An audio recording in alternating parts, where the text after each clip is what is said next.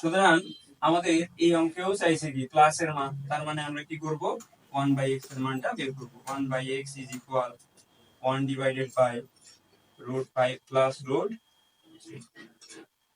তো আমাদের 1/x দরকার নাকি 2/x দরকার? যেহেতু 2/x দরকার তাহলে আমরা এখানে 2 দিয়ে দিই, এখানেও।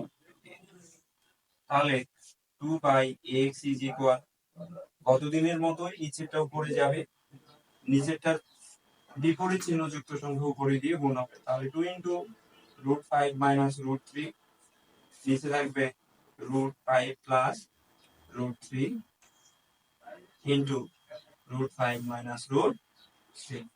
তাহলে আমরা এখান থেকে দেখতে পাচ্ছি যে 1/x ইজ ইকুয়াল উপরে থাকতেছে 2 ইন্টু √5 মাইনাস √3 ডিভাইডেড বাই নিচে থাকবে √5 তার উপরে স্কয়ার মাইনাস √3 তার উপরে স্কয়ার। তাহলে 1/x is equal 2 into √5 minus √3 divided by 5 minus 3।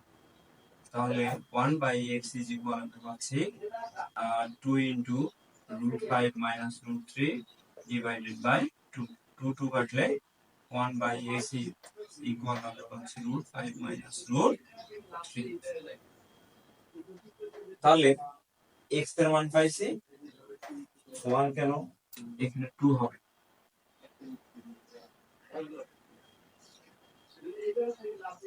তাহলে 2/x ইজ ইকুয়াল √5 মাইনাস √3।